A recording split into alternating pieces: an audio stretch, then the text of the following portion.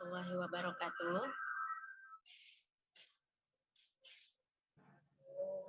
Alhamdulillahirabbil alamin wassalatu wassalamu ala asrofil anbiya'i wal mursalin wa ala alihi washabbihi ajmain.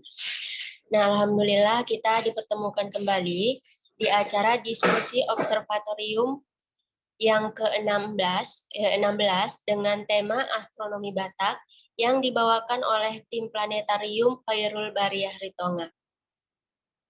Nah, kita tahu bahwa ilmu astronomi itu saat ini sedang berkembang dan sedang marak-maraknya banyak peneliti-peneliti yang mengkaji ataupun mendalami ilmu astronomi ini.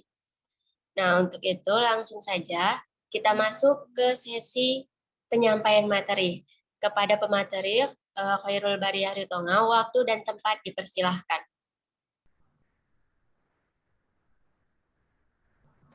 Ya, terima kasih atas kesempatannya. Terlebih dahulu saya buka dengan salam. Assalamualaikum warahmatullahi wabarakatuh.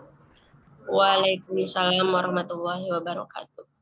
Ya, terima kasih atas kesempatannya. Pada halaqah ini saya berkesempatan sebagai pemateri yang akan membawakan tema yaitu astronomi Batak, tapi kita batasi khususnya untuk kalender Batak saja. Nah, kemudian astronomi yang seperti yang kita ketahui yaitu ilmu yang hampir setua peradaban manusia itu sendiri. Bagaimana tidak? Karena ia lahir bersama dengan kekaguman dan keingintahuan manusia akan langit dan apa yang ada di sana. Nah, jadi kekaguman yang melahirkan pencarian, tidak masalah apakah pencarian itu kemudian berbuah pada sebuah hasil yang saintifik, ataukah ia hanya berhenti pada kaitan budaya dan kehidupan manusia. Jadi kekaguman itulah yang membawa manusia pada kemajuan astronomi yang melintasi batas budaya dan kepercayaan.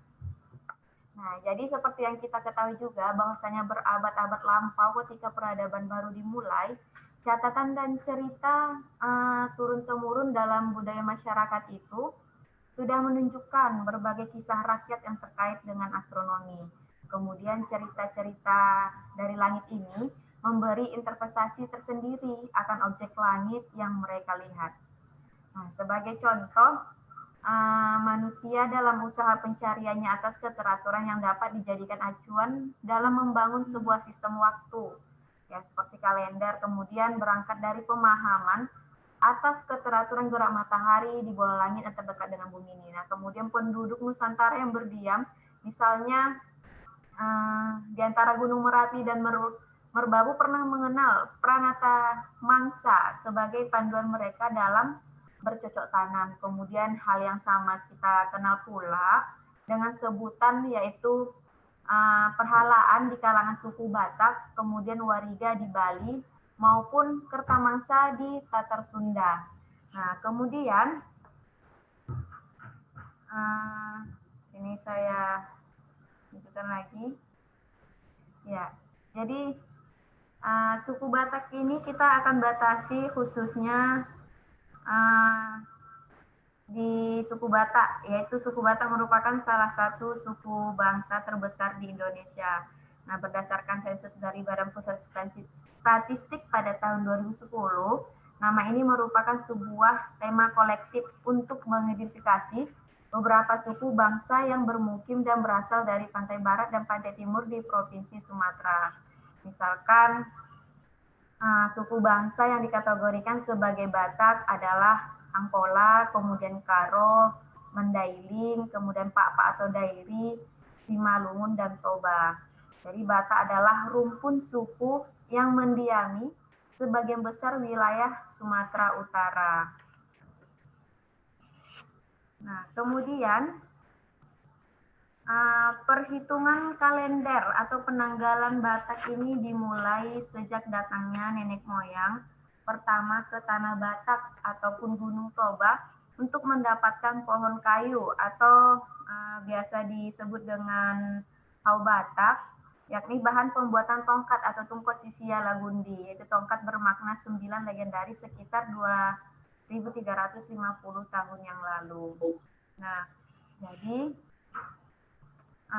sejak zaman dahulu masyarakat Batak telah tertarik dengan ilmu perbintangan seperti astronomi, dan juga ilmu ramalan seperti astrologi. Dan pengetahuan ini dicatat mereka pada bambu, kemudian tulang dan kulit kayu disebut dengan kalender peramalan Batak atau perhalaan. Nah, jadi perhalaan pada bambu itu disebut dengan bulu perhalaan, sedangkan kalau tulang disebut dengan holi perhalaan, dan pada kulit kayu itu disebut dengan pustaha perhalaan. Kemudian kertas itu sudah masuk ke tanah Batak pada akhir abad ke-19. Namun jauh sebelum mengenal kertas, datuk-datuk Batak itu menulis perhalaan di atas media bambu, kemudian tulang binatang, dan kulit kayu. Nah, kemudian sedangkan penggunaan kalender peramalan Batak misalkan di Huta Tinggi itu dibuat permalim. Nah, jadi itu adalah bukan untuk menentukan hari baik dan buruknya lagi, melainkan untuk menentukan hari-hari besar keagamaan mereka seperti si Pahasada dan si Pahalim, serta untuk mengkritik pemerintah khususnya masyarakat Batak karena telah melupakan misalkan ada warisan budaya mereka. Kemudian untuk alat tulisnya, para datuk menggunakan sejenis lidi yang terbuat dari daun ono. Kalau ada yang bilang enau, ada ono. Jadi orang Batak menyebutkan sebagai tarugi. Sedangkan untuk tintanya dipakailah campuran antara getah dan kayu-kayu yang sebelumnya telah dibakar terlebih dahulu. Untuk getah diperoleh dari berbagai macam tumbuh-tumbuhan. Tinta Batak ini disebut juga dengan baja. Atau biasa dikenal juga tinta ini ada daerah yang mengatakannya damar. Itulah tinta yang digunakan untuk menulis. Kemudian, jadi ketika menulis perhalaan ini seperti media bambu tadi itu, jadi bambu yang dipilih itu harus bisa diukir. Jadi perhalaan model ini sering juga disebut dengan bulu seraton. Kemudian ada dari tulang. Nah, kalau misalnya dari tulang itu bagian dari paha atau bagian kaki binatang seperti sapi atau kerbau dan sebagainya. Kemudian sengaja dipilih tulang paha atau kaki, mengingat karena bagian tersebut keras dan tidak mudah pecah atau retak ketika diukir. Jadi media perhalaan yang terakhir terbuat dari kulit itu biasanya dari kulit kayu, ini harus panjang dan lebarnya kurang lebih dari 30 ataupun 40 cm. Jadi kulit kayu biasanya dari pohon alim. Nah, ini agar pustaha peralahan dapat dengan mudah dilipat dan dibentuk menyerupai buku. Kemudian di sini kita masuk ke tema yang berjudul perhalaan.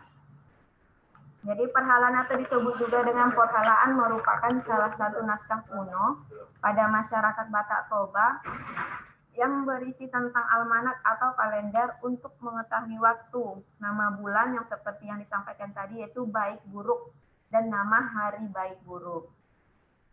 Pengetahuan atas waktu tersebut nantinya menjadi referensi buat mereka untuk melakukan kegiatan-kegiatan tertentu. Misalkan kita ambil salah satu kegiatan, yaitu ketika hendak melangsungkan pesta pernikahan. Jadi lewat perhalaan inilah akan diketahui kapan pula bulan baik itu dan pada hari apa pesta tersebut seharusnya dilangsungkan. Nah, jadi masyarakat Batak tempo dulu itu pada umumnya dan orang Toba khususnya meyakini bahwa ada hari dan bulan yang baik bersifat menguntungkan. Sebaliknya ada juga yang buruk dan dianggap merugikan atau bahkan bisa mencelakakan mereka sendiri. Nah, itu pemahaman masyarakat Batak tempo dahulu. Ataupun dan pengetahuan hari dan bulan yang baik dan buruk itu dijadikan pedoman untuk menyelenggarakan upacara-upacara adat, kemudian keagamaan, dan kegiatan-kegiatan lain yang dianggap penting dalam kehidupan sehari-hari. Nah, kemudian perhalaan kata dasarnya adalah hala. Arti hala menunjukkan kepada seekor hewan atau binatang seperti kalajengking yang mampu mematikan manusia lewat bisanya yang beracun. Bisa pada kalajengking terdapat pada mulut dan ekornya. Untuk itu haruslah dihindari. Nantinya dalam pembacaan perhalaan, hari yang harus dihindari adalah pada notasi kepala, punggung, dan ekor kalajengking. Kemudian untuk hari baik adalah pada bagian perut kaleng jengking. Nah, orang biasa tidak akan bisa membaca notasi-notasi tersebut. Yang bisa membaca dan menafsirkannya hanyalah datu. Nah, jadi setiap datu itu berbeda-beda dalam menafsirkan perhalaan, mengingat yang membuatnya juga adalah si datu itu sendiri. Nah, kemudian dan datu itu tidak bisa menafsirkan hari buruk dan bulan dengan hanya menggunakan perhalaan saja. Nah, sebelum lanjut di sini ada beberapa gambar, salah satu gambar dari perhalaan, yaitu dari bambu, kemudian dari buku. Nah, ini adalah gambar perhalaan dari yang dituangkan dalam media bambu tadi. Nah, kemudian di sini tadi saya bilang datu tidak bisa menafsirkan baik buruknya hari itu dengan menggunakan perhalaan saja. Datu juga harus memahami antara ketiga ini, yaitu perhalaan, kemudian panenabolon, sama panggilingan. Nah, jadi ketiganya ini harus saling berkaitan karena hari atau bulan baik menurut perhalaan belum tentu baik menurut panggilingan. Nah, bisa juga buruk menurut perhalaan dan panggilingan ternyata baik menurut panenabolon. Maka biasanya datu akan menggunakan ketiga pustaha tersebut sebagai pedoman dalam menafsirkan hari baik buruk yang nantinya akan digunakan untuk memilih hari yang tepat dalam melakukan suatu upacara atau kegiatan. Nah, kalau dia panggilingan sendiri merupakan keterangan tentang arti dari hari-hari yang baik dan yang kurang baik. Nah, itu tadi untuk panggilingan. Sedangkan kalau dia ini panenabolon merupakan penjelasan tentang posisi waktu dan tempat yang baik di mana bagusnya upacara diadakan sesuai dengan arah mata angin. Jadi pemahaman singkatnya adalah perhalaan adalah tentang hari atau bulan baik buruk, sedangkan panggilingan itu adalah penjelasan tentang arti dari hari atau bulan baik buruk tadi. Sedangkan panenabolon itu berbicara tentang tempat yang baik buruk. Nah, kemudian di sini juga ada nama-nama hari untuk kalender Batak. Nah, jadi jumlah kalender hari satu bulan itu ada 30 hari. Itu digunakan tidak berdasarkan urutan angka, namun masing-masing memiliki nama hari tersendiri. Nama-nama hari dari kalender Batak itu adalah ada Artia, kemudian Suma, Anggara, Muda, Borospat, Singkora, Samisara, Antianiae, kemudian Sum Ani Mangodap, kemudian Anggara Sampulu, Mut Ani Mangodap, Borospati Nitangkop, Borospati Tinangkop, Singkora Purnama, Samisara Purnama, Tula, Sumani Holom, Borospati Niholom, Singkora Mora Turun, kemudian Singkora 20, Samisara Mora Turun, Antiani Angga, Mutni Ate, Mutni Mate, kemudian Borospati Nigo, Singkora Dudu, Samisara Bulan Mate, Hurung, dan sampai ke Ringkat. Nah, jadi itu adalah nama-nama hari dalam kalender Batak tadi. Kemudian, jadi dalam kalender peramalan Batak ini bisa diramalkan hari baik dan buruknya, dan pada hari baik untuk menentukan apa yang hendak dikerjakan yang berhubungan dengan kata hidup, karena hal itu berhubungan dengan peredaran bulan. Sedangkan perhalanya mengandung sifat religi magis itu dan kaitannya dengan kepercayaan lama seperti kepercayaan tentang adanya kekuatan menguasai alam, roh-roh, dan sebagainya. Dengan menggunakan perhalaan itu, maka masyarakat melakukan hubungan dengan magis dan mengharapkan bantuannya agar tercapai suatu maksud tertentu. Dan yang bisa membuat perhalaan itu adalah pada zaman dahulu itu adalah datu. Dan awal peredaran bulan Batak tidak sama dengan awal peredaran bulan pada kalender internasional. Hanya di dalam urutan bulan yang dimulai dari bulan Sipahasada sampai dengan bulan Hurung. Dalam tulisan ini dinamakan dengan bulan Januari sampai bulan Desember. Nah, jadi itulah perbedaannya dengan kalender yang kita gunakan saat ini dengan kalender Batak yang digunakan pada saat itu. Dan pada saat ini, jadi perhalaan ini mungkin sudah tidak banyak digunakan oleh suku Batak. Salah satu faktornya juga karena Di Tanah Batak itu sekarang sudah beragam agama juga yang masuk, jadi mungkin ini hanya kemarin berlaku untuk orang Batak-Batak terdahulunya, dan sekarang juga sudah jadi bisa dibilang sudah dimuseumkan atau bisa juga jadi barang untuk pengunjung yang berwisata ke Tanah Batak. Nah, sepertinya itulah penjelasan dari perhalaan atau kalender Batak yang dapat saya sampaikan pada diskusi ini. Untuk itu, saya mengucapkan terima kasih dan saya kembalikan kepada moderator.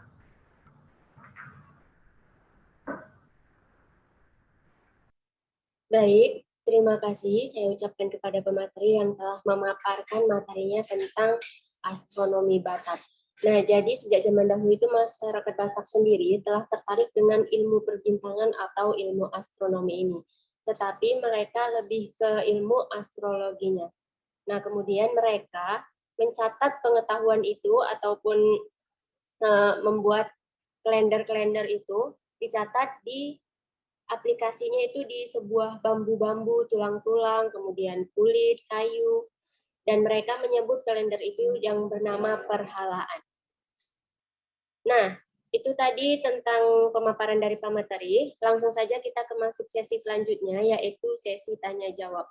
Kepada seluruh audiens yang ingin bertanya, silahkan menanyakan langsung atau bisa menanyakan melalui kolom chat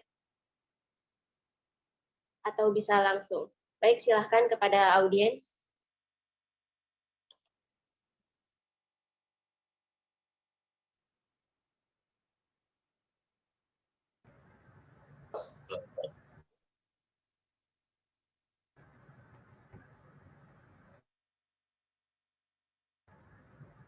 Saya dong, izin tanya, moderator. Baik, silahkan. Nah, ini karena ceritanya astronomi Batak, tadi kan ceritanya tentang kalender Batak. Lalu untuk kalender Batak sendiri, dia benda langit apa yang digunakan? Kalau misalnya kalender Masehi kan matahari, kalau kalender Islam yang menggunakan bulan. Untuk kalender Batak sendiri, menggunakan apa dia? Apakah, karena saya pernah baca ada beberapa kalender ataupun di astronomi Batak ini ya, menggunakan bulan Juni sebagai patokan bulan baru gitu. Patokan tahun barunya. Jadi tahun baru kalender antara kalender Batak atau satu kalender lain yang saya baca mulai di bulan Juni gitu. Ini yang bisa saya tanya. Baik, terima kasih. Nah, bagaimana kepada pemateri? Apakah ingin langsung dijawab atau ada audiens lain yang ingin bertanya sambil menunggu pemateri menjawab pertanyaannya?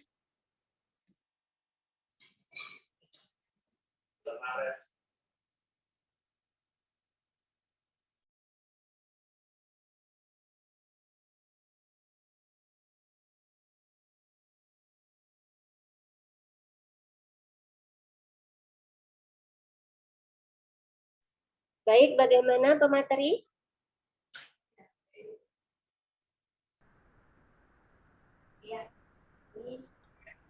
Menjawab pertanyaan dari abang kita. Nah, jadi kalau kalender Batak itu di bulan Mohon maaf, pemateri, videonya boleh dihidupkan, mati.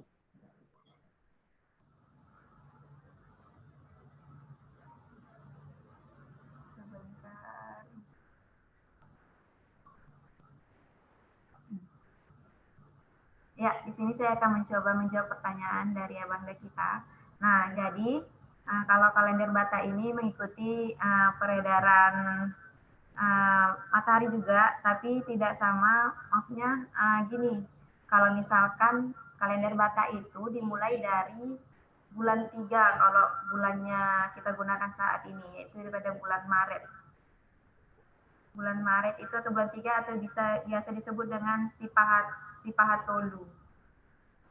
Mungkin itu jawaban untuk pertanyaan dari abang kita. Terima kasih. Baik, terima kasih kepada pemateri yang telah menjawab. Bagaimana untuk Bang Har? Ya, terima kasih. Berarti untuk kalendernya ada 12 bulan juga gitu ya? Iya, ada 12 bulan juga, Bang. Sampai nanti kalau bulan 12 itu dikatakan Sipah Sampulu 2 atau Hurung. Berarti dia adalah sebuah sistem kalender matahari yang tidak menggunakan bulan Januari ataupun awal Januari sebagai tahun barunya begitu. Iya.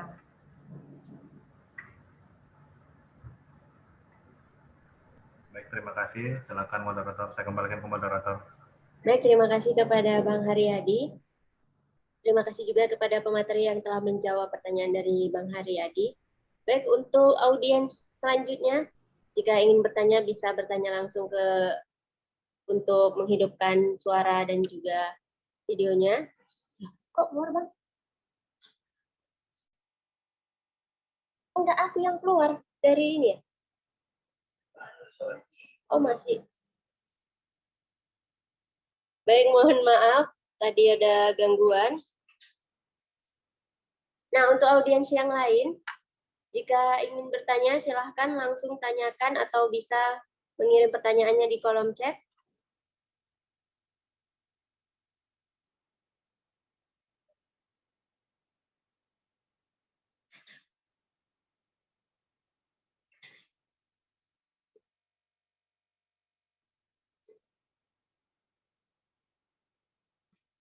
Nah, jadi ternyata perhitungan kalender Batak ini, penanggalan Batak ini dimulai sejak datangnya nenek moyang pertama ke tanah Batak, yaitu di Gunung Toba.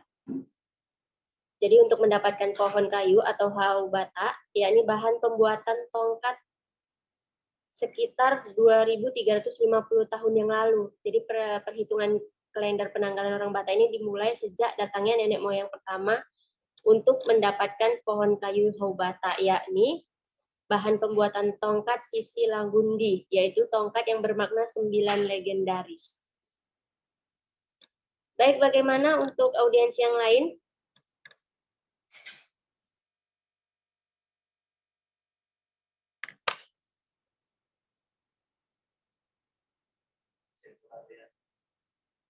Nah, jika tidak ada pertanyaan dari para audiens,